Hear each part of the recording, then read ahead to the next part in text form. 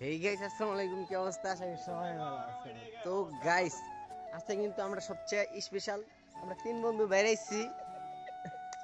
বন্ধু আসো গে। তো এটা আমার সোহেল বন্ধু, আর এটা হচ্ছে রানা বন্ধু। ওরে তো মাঝে মাঝে দেখো টিকটকে, তো বাট ওর কোনো টিকটক অ্যাকাউন্ট নাই।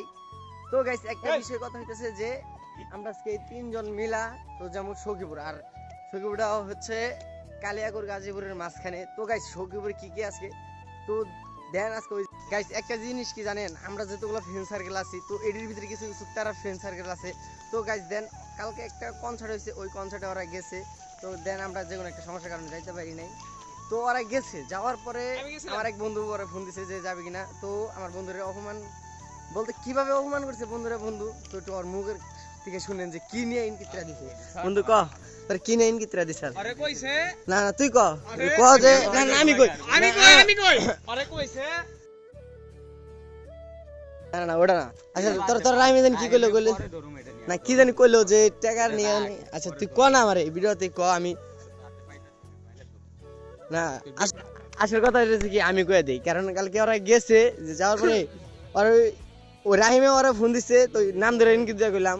ওরা ফোন দিচ্ছে, ওরা ফোন দেওয়ার পরে কইতেছে যে তোরা কি যাবি, পরে ওই কয় না আমরা একটা সমস্যা আছি ওই কারণে যাইতে পারবো না। তো দেন তারপরে ওই বলতেছে যে তোরা তো গরিব, তোরা আইতে পারবি না, তোরা কইতেছে যে তোরা তো আইতে পারবি না। দেন এই জিনিসটা নিয়ে একটু সমস্যা হইতেছে।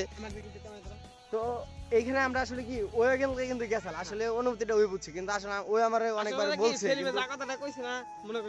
আর তোর একটা কথা বলি, তুই যে বন্ধু বান্ধব রে তুই ছোট করে দেখস, এই জিনিসটা কিন্তু ঠিক না। আর তুই যে কস যে আমার সাথে যেগুলো পোলা বানাইছে তাদেরকে আমি কাচ্চি খাওয়াইতেছি, আসলে তোর একটা কথা কই, তোর মাথায় সমস্যা আছে।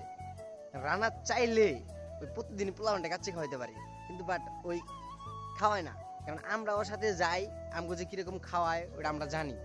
তাই বলে তুই যে ওরা এরকম করে ছোট করে দেখলি, আসলে বিষয়টা আমাদের মাইন্ডে লাগছে। আর তুইও বন্ধু ওইও বন্ধু, তুই বন্ধু হ্যাঁ বন্ধুরে কেমনে ছোট করতে পারলি যে আমরা এখন এই জায়গায় আইছি আর তোরা এই জায়গায় আইতে পারবি না, কারণ তোদের আমরা যে জায়গায় আইছি আমাকে প্রচুর টাকা আছে, তো কি টাকা আছে ভাই। একটা কথা কই, তুই যে জায়গায় আসছস কালকে কিন্তু তুই এই জায়গায় নাও থাকতে পারস, এমন কথাটা বুঝিস। তুই এই জায়গায় কালকে নাও থাকতে পারস। তো এই নিয়ে আমি বেশি কথা বলতে চাই না। আর তুই বন্ধু মানুষ, তোরা আর কি বলবো, তুই আরো ছোট করে দেখিস না ভাই। আর তুই নিজের অনেক বড় মনে করস, আমি দেখছি তুই নিজেরই অনেক বড় মনে করস, ঠিক আছে? নিজের বড় মনে করিস না। আর একটা কথা কই, তুই যে জায়গায় ওই কিন্তু তোর উপরে আছে।